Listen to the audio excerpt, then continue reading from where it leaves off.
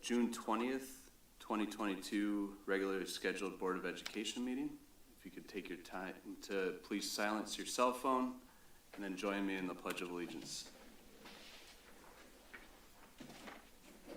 Pledge allegiance to the flag of the United States of America and to the republic for which it stands, one nation, under God, indivisible, with liberty and justice for all. All right, thank you. John, can you take roll, please? Absolutely. President McFarland is not here. Vice President Roush? Here. Secretary Hatfield's present. Treasurer Lauterbach? Here. Member Baker is not here tonight. Member Blasey? Here. And Member Frazee is not here. With 4 members present, we have a quorum. All right, so item number 2 on the agenda is the consent agenda. 2.1, approval of the minutes from the June 6th, 2022 regular meeting. Item 2.2, approval of the minutes from the June 6th, 2022 closed session. 2.3, approval of the food service renewal contract for the 2022-2023 school year. Item 2.4 is approval of the continuity of learning plan. Item 2.5 are the staff being recommended for hire as listed in the agenda packet. Item 2.6 are teachers attaining their tenure status as listed in your agenda packet. Item 2.7 are staff announcing their resignation effective with the following dates in your agenda packet. Item 2.8 is approval of the to authorize legal payments to Posnack, Dyer, Kanar, Shefsky, and Thompson PLC, as well as Thruin Law PC. Item 2.9 are approval of the payment of the school system's bills for the month of May 2022, as listed in the check register prepared by Ms. Holderby in the amount of $7,451,283 is recommended. Distribution of the obligations by fund is included in the documentation. I move approval of the consent agenda, items 2.1 through 2.9. I support. Motion by Lauterbach, support by Hatfield. Any discussion? I have a couple questions. Yeah. Approval of the food service renewal, just for clarification of the public, that has been approved, and what was the increase? It was pretty minimal.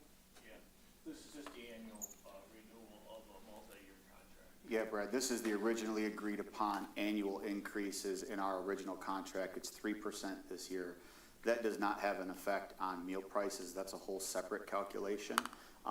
We did the meal price calculator. It did recommend that we increase meal prices next year. I believe the amount was 22 cents, but we've made the decision that we have the option with our excess fund balance in food service to buy down that rate to put a push on that increase for next year.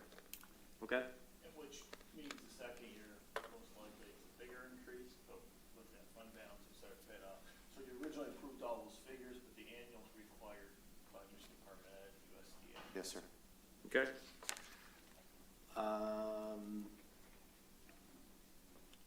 Approval of continuity of learning plan. I flipped through it. Is there anything that really changed, Jeff? I could take that one for you, Okay. Jeff. It's a requirement of ESSER 3 that within 6 months of getting something called your grant approval notification, or the GAN, that you have to have a reconfirmation of your continuity of learning plan. So there was nothing of substance that was changed in there, simply a couple of dates to redo that. So this is a part of meeting that compliance measure. And you've seen that a couple times. Yep. Yes, sir.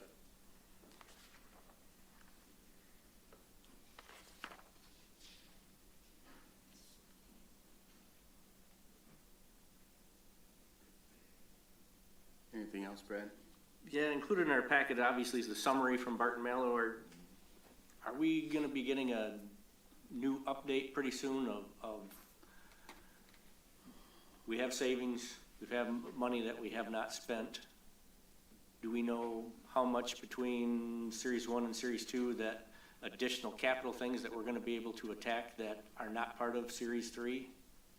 Yeah, so if you recall, we gave you a little bit of update. Yep. And we intended on spending the summer projects, the remaining savings, bid savings, interest incurred and all that. But we will have, it looks like, more funds. So we will close those books after the summer, after we get change orders and any hidden conditions out there, and then bring that back to you. But probably the dollar amount's small enough that we believe now we can just use Mike bidding those things, and we won't need French or Martin Mallow to get their fees off of there anymore. And so, Mike, we did have Rick Vanderpool from Martin Mallow walk with the district with Mike and look at some needs we have out there. So, as you know, there's lots of them, but we have a list of priority of those already developed. We'll be bringing it to you. So is that a 6-month extension that we gave them, or was it longer than that? Just enough to finish the summer's work. I don't remember the months, but Okay. they will end up in the fall somewhere. They kind of stay around no matter what until projects are done, and they're always on call and willing to help you out on those pieces because they want to be back again. And so they never kind of ever go away, to be honest. But yes, the contract expires this fall when this group of work gets done. Okay. Well, congratulations to the new hires as well as the teachers achieving tenure this year. It's exciting. Did we vote on it? Not yet. So, all in favor of approval of the consent agenda, items 2.9, or 2.1 through 2.9, say aye. Aye. Any opposed, say nay. All right, item 3.1, Mike, Shining Stars. Yeah, so speaking of all those new hires and all the work that we're doing there, we're going to recognize 2 of our young ladies who are here from the HR department, because as you know, we've lost half of that department and they picked up a lot of slack in that hiring process. It's a tough time with filling staff to leave those people. So maybe read a little bit about them. Come on, make it stand up. Megan, you see their face left name, but this is Courtney as well from HR. So. Courtney Damon joined the HR team in 2018. In addition to her administrative assistant responsibilities, Courtney is the district's sub-caller and begins her workday at 6 a.m. Every school day is in session, which is the first one we see in the morning. Each morning she works hard to fill the open teaching positions that were not filled in the systems during the night. Megan Weiss joined the MPS Human Resource staff in December of 2017 as an office professional and was promoted in 2018 to administrative assistant. In the summer of 2020, Megan's responsibilities grew to include clerical support for the MPS Board of Education. Beginning July 1, Megan will officially move to the superintendent's office full-time. In addition to her responsibilities for the MPS Board of Education, Megan will assume the communications role of the district. We have Dean, Megan, and Courtney, our 2022 HR preservation team.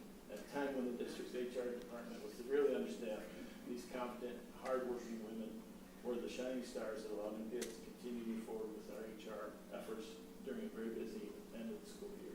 They were the HR glue that assisted with staffing, hiring, processing, communications, and much more as we close the school year and are gearing up for the new school year. Congratulations.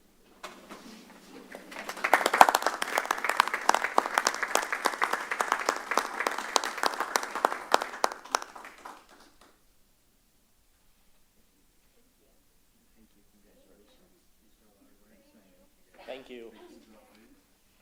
Thank you.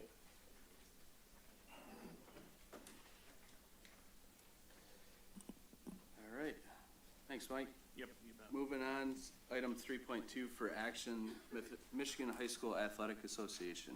So we are looking for the approval of the resolution to join the Michigan High School Athletic Association for the 2022-23 school year.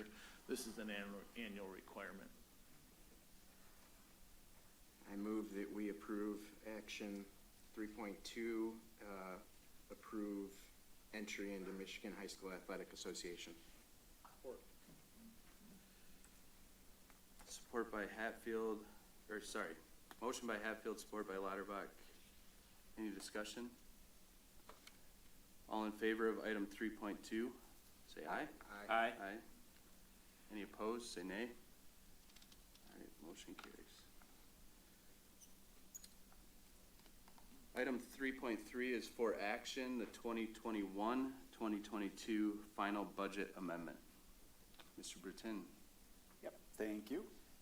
Megan's going to queue up the presentation for us here. And tonight we are going to combine the presentation, and the presentation is only going to be a couple of slides. And I'm going to talk both about the final budget amendment for the fiscal year 22 budget and also the official adoption of our fiscal year 23 budget that we talked about in length at our last Board of Education meeting. So this shorter version of the presentation will capture both of those.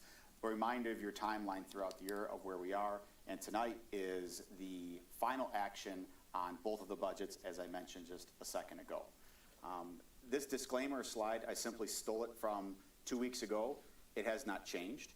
We still do not have a budget from the state of Michigan. I know that Mr. Sherrill was in Lansing last week, and I'm not sure if he has any more inside information on when that budget's coming, but we don't anticipate getting it within the next week or two. It did not make it in time for us to be able to reflect it into these numbers regardless. So as that information becomes available, we'll make sure that we keep you informed of what those actual numbers are.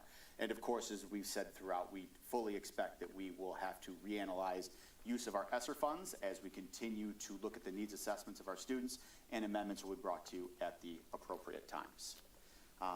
Before I get into the actual numbers on this slide, just a bit of a reminder. In the past 2 years, we've brought to you the first budget adjustment in January. That was non-traditional. Our typical flow of information always was your original adoption this time of year, an amendment in March with a final amendment in June. When you were having amendments in January, it was typical to see large movements between January and June because you have a period of almost a half of a year. This year, when we did our budget amendment in March, really what you're looking at is about 2.5 months of time. So you're not going to see a very substantial movement unless something very unforeseen had happened. And because of that, the numbers in front of you reflect that theory. This budget adjustment really moves us about $546,000 to the better. When you take a look at your budgeted revenues, it moves us approximately $469,000 in terms of receiving more than what we had anticipated. And in expenditures, refining what we think our expenses for the year are, we see a decrease of about $78,000, which is not anything of major substance or note. It happens spread across a bunch of categories. Also do note that these numbers are reflective of our best educated guess as of June the 13th. Because we released the board packet on Wednesday, Lori and I had to make our best educated guesses last Tuesday, and so we know that we still had more than half of the month to go, and so there will still be things that happen over the course of the next couple of weeks that will influence the final outcome of these numbers. We hope nothing major breaks, but sometimes it happens, and sometimes you do capture a little bit more revenue. In addition, as a reminder, we run into audit troubles if we miss in any of our categories and underguess. So we always build what we call variance into this budget, which is reflected into that 2% prediction. Historically, we're in the 2 to 3% range. We feel that we're a little closer dialed in this year than we have been in the past, so we will wait for the rest of the month to play out, and then once we get into the audit, these actual numbers will become known. So in terms of change from what we presented to you in March to where we are now, again, repeating, it's a change of about $546,000 to the better, which moves our final total fund balance conservative prediction to just about $27.68 million, or at this point in the game, 28.8% of our final expenditures. If you have a really good memory, last week I said I was going to present to you a fund balance chart, and that fund balance chart was going to change 2 times over the period of the next month. This is the first time that you're going to see one of the changes. In your board packet tonight is a final fiscal year 23 budget for approval. Those numbers have not changed from what I presented to you in length at the meeting 2 weeks ago, with the exception of 2 numbers on the chart. The only 2 numbers on the charts and in the paperwork in your board packet are the final 2 numbers at the bottom that you see in red. And the reason that those numbers have changed is because we have added fund balance numbers based on the revenues, the additional revenues that I presented to you a slide ago. So you see an increase there of around $550,000. That's simply because our amendment that we just did added $550,000 in revenue. So you see those slight tweaks. That will change again once we get our final books closed and once our auditor actually determines what our final variance is. And we'll bring to you those unofficial numbers when we have them. Our audit will give you the official numbers, and when we do our first fiscal year 23 budget adjustment, it will have those numbers recorded for you so they have accurate reflection of where our budgets are. And so with that, again, not very substantive changes between what we presented to you in March and what we are now in June for this fiscal year. And from 2 weeks ago to today, the only numbers that have changed is your final fund balance projection based on the additional revenues that we believe we're going to capture and the decreases in expenditures in this current year budget. And with that, I'd be happy to entertain any questions that you have at this point. Do we anticipate seeing substantial changes from the state once we receive their numbers?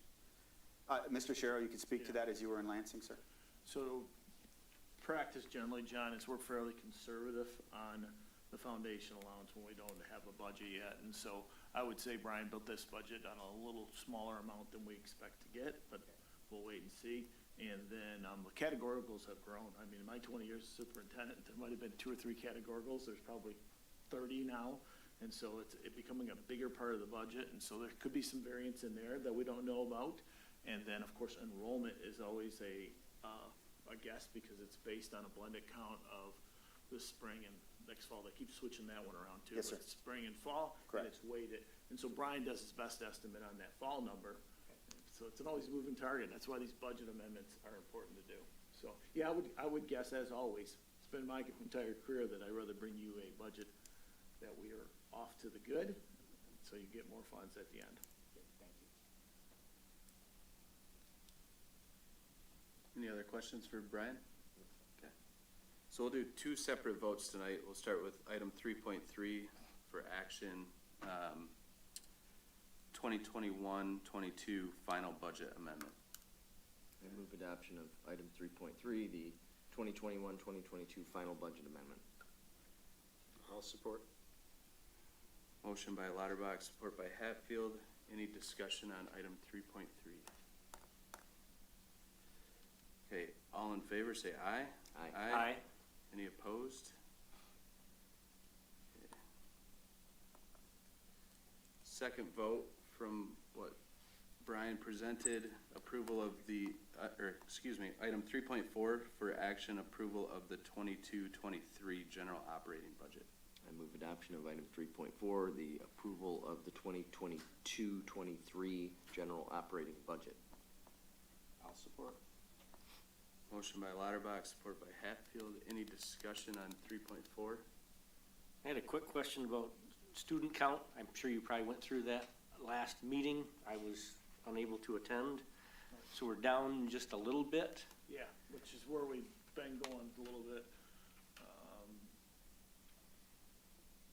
But the current enrollment, and so Brad, we know often who's enrolling new, but we don't know all those who may be mobile and leaving. And so that number's a hard one to predict, but right now we are trending pretty well. So it could be better as well. How many down, Brian?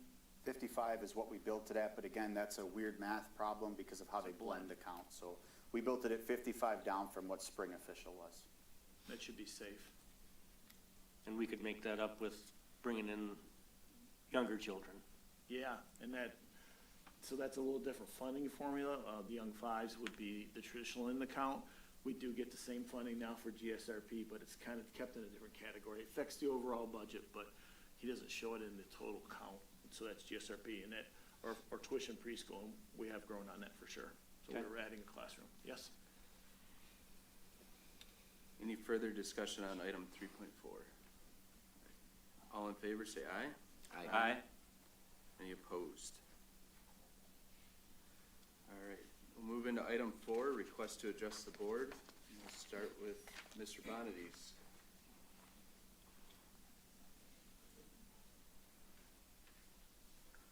Welcome. Hello. I've got a little more follow-up to the Neola Thrun bylaw changes mentioned at the February Board of Education meeting. There was no for your information presentation to the entire board prior to today's for action vote to impose these regulations effective July 1st. So I will ask if the other board members not on the Administrative Services Subcommittee have had a chance to ask any questions on this massive legal defense system you are erecting. The superintendent may have presented it to others behind the scenes, which may indeed be legal, but I would not consider it lawful. I hope the superintendent, as I requested at the June 6th meeting, will do some sort of compare and contrast between these packages for the other board members as well as for the public.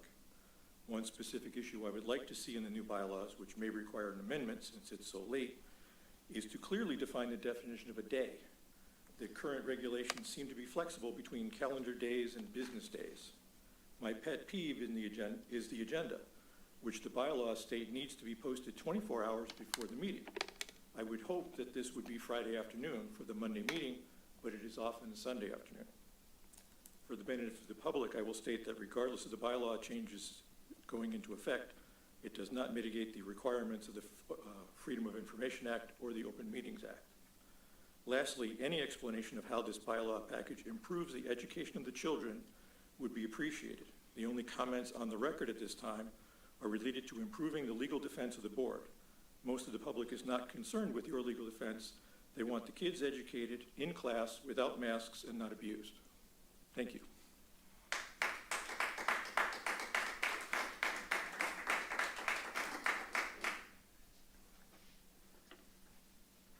Next up, I have Bill Domina. Close enough. How do you pronounce it? Domina. Domina. I Thank you. apologize in advance for having to talk fast, but I think I'll need under 5 seconds to go. Good evening. I wanted to talk about the Uvalde, Texas shooting and the issue of school shootings in general, and provide a few suggested actions for the board to consider that might proactively stop a similar incident before it happens in our schools. In Uvalde, the shooter bought the firearms legally and passed a standard background check. The National Instant Criminal Background Check System, or NICS, searches for any flags in a composite database maintained by the federal government, the FBI to be exact, that would cause the dealer to refuse sale and hopefully notify law enforcement to follow up. The problem is that unless the data needed to prohibit the sale had been entered, the sale would proceed. Getting relevant data into the NICS system is my focus tonight. A few facts from past school shootings. In the 2007 Virginia Tech shooting, the shooter's disqualifying mental health history was not provided to the NICS database, which allowed the guns used to be purchased legally. In the Uvalde shooting, the student's mental health issues were known to the school, students, and obvious in his social media postings. However, the NICS database contained no flags, and the gun was purchased legally. In Parkland, the shooter was known to have extensive mental health behavioral issues by school administrators and the FBI. He legally purchased the gun because there were no mental health-related flags in the NICS database. In fact, the FBI was sued and paid $127.5 million to the victims and attack survivors for not following up on 2 specific tips that could have prevented the shooting. The school district was also ordered to pay a $25 million judgment. A contributing factor may also have been the Promise program, the policy implemented by the Obama administration somewhere near the 2013 timeframe. The stated objective was to combat systemic racism in the public school system. From the Daily Wire, Broward County Public Schools had rewritten its disciplinary policies to make it nearly impossible to suspend, expel, or arrest students for behavioral problems, including criminal activity. Here are a few suggested items to consider. 1, establish objective and specifically defined mental health behavioral criteria that would initiate a specific investigation and evaluation process. If results warranted, to then initiate a legal process such that a judge could allow a disqualifying flag to be sent to the FBI for inclusion into the NICS database, such that a person would require a hearing before a judge in order to remove the flag. 2, develop a policy and step-by-step process for getting disqualifying data through the courts and into NICS. And 3rd, do not accept grant money from any federal or state program, such as the Promise program, that incentivizes the ignoring of dangerous behavior and crimes, primarily misdemeanors, regardless of any social engineering objectives. Thank you for your time.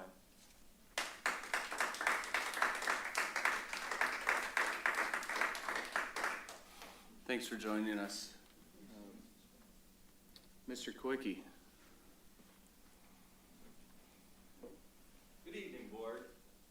Good evening. Good evening. I tell ya, I love Midland, and I have for many years. A lot of things going right here. We're lucky to live here.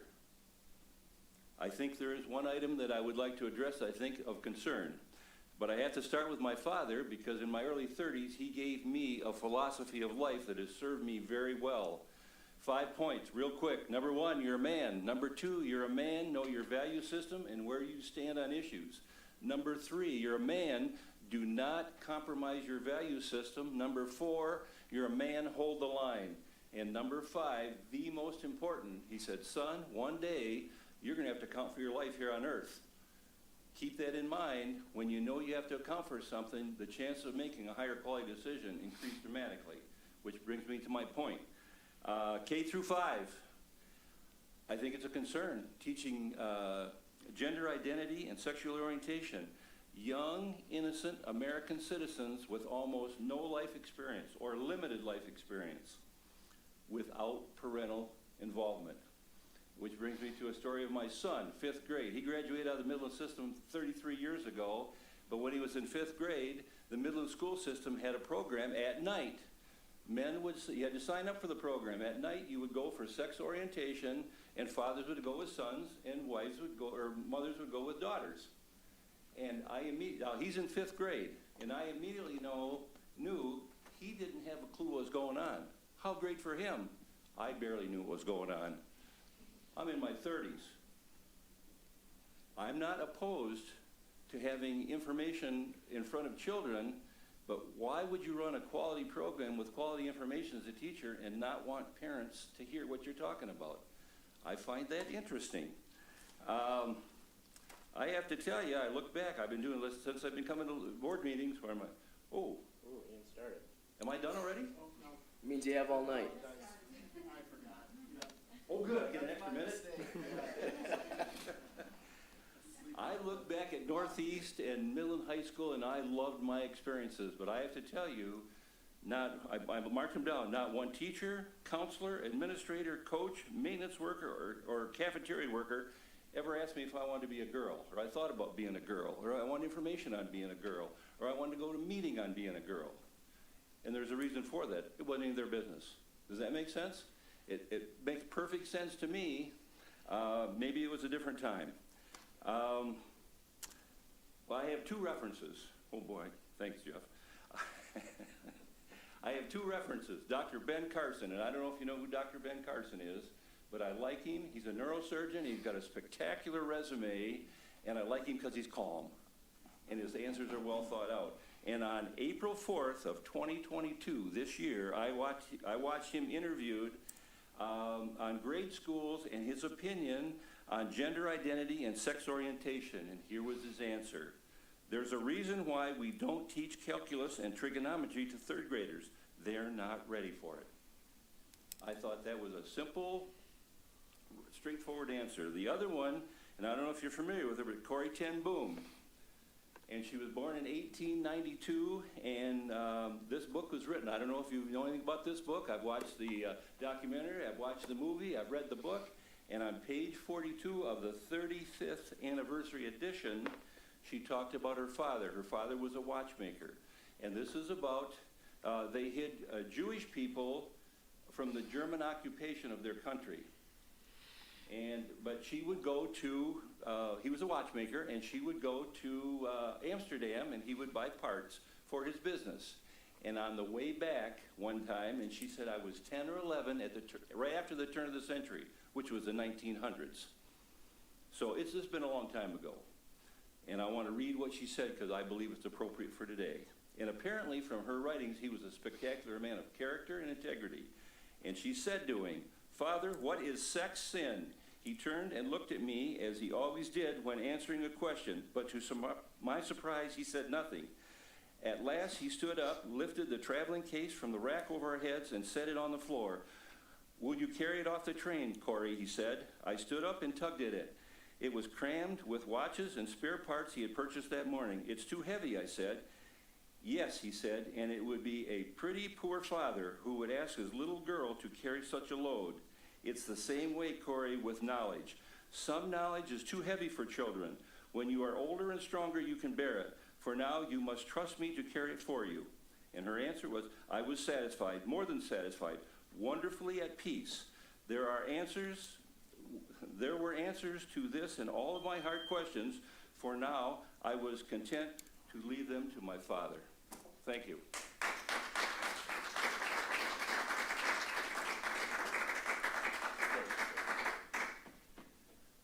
All right. Thanks for joining us, everybody that spoke. That was everyone I had on my list. Mr. Domine, would you mind emailing your presentation to us? Because I usually take notes, and that was beyond my note-taking ability. That was a lot of information. I'd be glad to. I'll just get some emails or the email you prefer to be sent after the meeting. Thank you. All right. Item 5 is administrative services. And I will start with reading the notes, which is item 5.1 from the June 8th meeting. So a subcommittee of the board consisting of Mr. Frazee, Mr. McFarland, Ms. Baker, and then Mr. Sharrow met on June 8th. Purpose was proposed adoption of the new Midland Public Schools policy manual.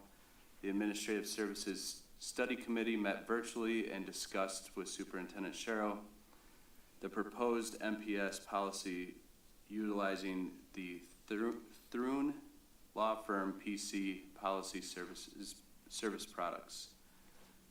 Discussion regarding the proposed MPS policies included the following. Drafted policies align with the current MPS policies. There are approximately half as many proposed policies as current MPS policies. Proposed policies are much more succinct and streamlined than the current MPS policies. Thrun holds monthly board policy implementation meetings for new to Thrun policy services districts. MPS attended in the spring of 2022. Each summer, Thrun will provide an update to the policies that need to be revised, and then as needed when laws are changed and policies need to be revised during the school year.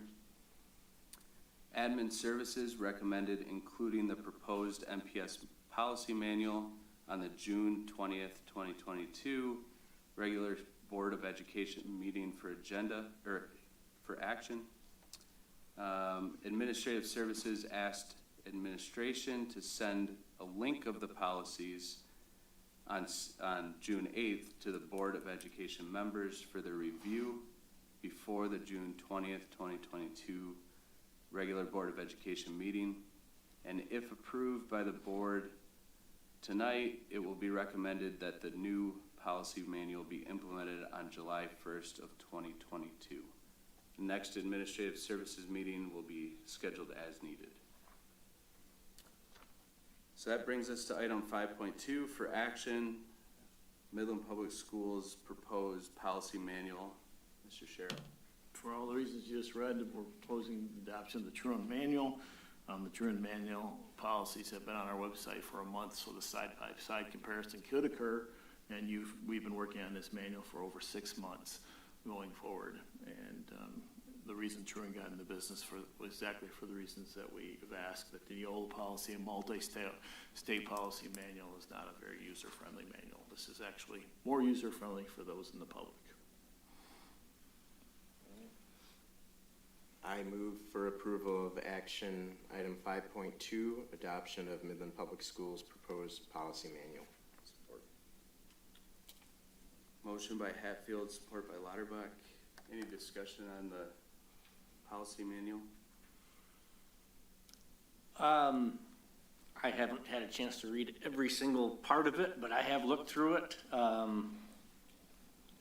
I was part of the Administrative Services Committee for many years, so I've had a lot of exposure to all of these bylaws and all of the changes, all the legal changes that have gone on over time, and the shortcomings of what we had. And I'm excited to go this route. I think that it will be an improvement for everybody. The old ones were very redundant, very clunky, and I hope this improves for the public as well as the board, that they do their job, and that we get them updated in a timely manner, and that it's a little bit more streamlined than what we've done in the past, because we could have one little legal change that would be a ripple effect of 13 new bylaws, and I hope that this system improves on that just a little bit. Yeah, that is exactly their goal, Brian. I'm glad you mentioned your experience with it, because I think as well, I was thinking, they couldn't be here tonight, but Scott and Lynn were here prior to me being hired. They were both on the board, and they were part of the committee dealing with Neola policy back then, and it was so difficult to adopt. And so, and then John and you sat on this committee, and I think maybe Phil and John have been exposed, so everyone's been exposed to these, and this is a positive move all the way around. And it takes into account more from a Michigan standpoint, Michigan It does. education standpoint, which is the important part. I found them to be much more user-friendly with the table of contents being extensive. Yep. And thanks, Megan, for emailing it out 3 weeks ahead of time so we could actually digest it. Any further discussion on 5.2? All in favor, say aye. Aye. Aye. Any opposed? All right, that brings us to item 6. Brad, I believe you have minutes for curriculum, instruction, and assessment. The CIA Study Committee met on May 16th. The notes are as follows. Diversity, equity, inclusion update. DeAndre Hogan shared that work is happening to connect the equity audit results to the continuous improvement process and use the Education Justice Assessment and Transformation tool. Administrators will continue to engage in learning experiences aligned with this work. Spring Benchmark Assessment Data Report. The Spring Benchmark Assessment data was presented. The data set is not yet complete as the NWEA assessment window is still open. However, MDE requires the data be presented prior to the end of the school year. Once complete, the report will be updated and posted on the website. Elementary and secondary schools emergency relief, commonly known as ESSER, funded after-school programs. The committee discussed the 2 contracts being presented to the board for approval at the May 16th meeting. The programs are designed specifically for select groups of students based on ESSER requirements. Continuity of learning plan. The committee discussed the purpose of the plan, which is to provide guidance as we move through COVID and periods of remote learning. The plan had not changed significantly since the last period of remote learning. Per MDE requirements, it must be reviewed and presented to the board, which will occur at the June meeting. Early childhood education. Pam Sharrow and Jen Service provided an overview of the services and programs provided at the pre-primary center, along with information about play-based inquiry. These programs serve our youngest learners starting at age 3 and provide them with a strong foundation for future success socially and academically. We adjourned at 2:45. Thanks, Brad. All right, item 6.2 for action, textbook adoption. Mr. Jaster. Yeah, thank you. On behalf of Penny Miller Nelson and Curriculum, I'm bringing forward the following. This is a math book for adoption. It was presented for the 28-day period of examination on Monday, May 16th. The administration recommends approval of this book. If approved, the purchase is contingent on available funding as part of the 2022-2023 budget. The book that we're discussing tonight will be used for Integrated Math 1, Integrated Math 2, Algebra, Algebra A. Title is Algebra 1 with Calc Chat, Calc View. The authors are Ron Larson, Lori Boswell. Publisher is Big Ideas Learning, copyright 2022. Thank you. I'll entertain a motion to approve item 6.2. I will move to approve item 6.2, adoption of math textbooks. Support. Motion by Hatfield, support by Lauterbach. Any discussion? All in favor, say aye. Aye. Any opposed? Okay, item number 7 is finance, facilities, and operations. 7.1 for action. Mr. Brutin. Thank you. We sought bids for the purchase of copy paper for the 22-23 school year, and this evening we are recommending that we issue a purchase order to to the low bidder, which was Central Michigan Paper Company of Ada, Michigan, for $61,320. That amount of money will order 2 semi-truckloads of paper, each load having 840 cases. 2 of those at $36.50 a case gives you the total that was presented. We would appreciate your approval this evening to get that purchase order issued. Thank you. Need a motion? I move to adopt item 7.1, the purchase of paper from Central Michigan Paper Company of Ada, Michigan for $61,320 as presented in the board packet. Support. Motion by Lauterbach, support by Hatfield. Any discussion? All in favor, say aye. Aye. Any opposed? Okay. 7.2, gifts. Phil, I had one thing. I don't know if we need to make it noted, but 7.1 is usually minutes. We did not meet, so there are no minutes. So if you were wondering about that, we didn't meet. So I don't know if that needs to be noted. That is a great point, Brad. Thank you. Being it was only 2 weeks from our last board meeting, we haven't. And I'll add, traditionally, we don't meet for FFO in July because of the audit occurring. June.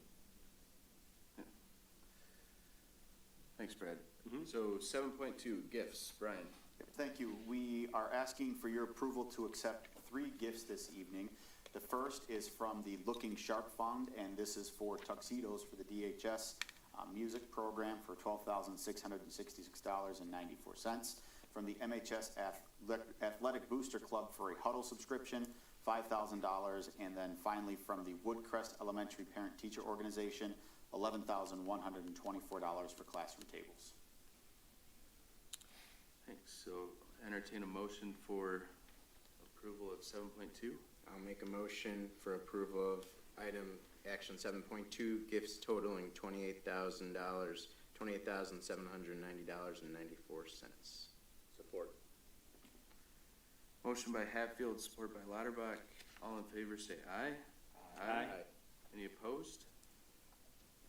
Okay. Item 7.3, gifts. Yep, thank you. Tonight we are acknowledging 24 gifts totaling $27,675.25. You'll see from the very lengthy list that this represents a wide range of items, all the way from classroom supplies to prom tickets and numerous athletic items.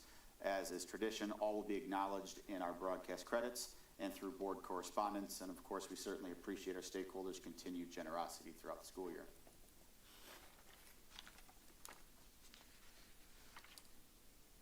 As always, a huge thank you to our supporters. Item 8 is human resources. Number 8.1 for information, Mr. Jasser.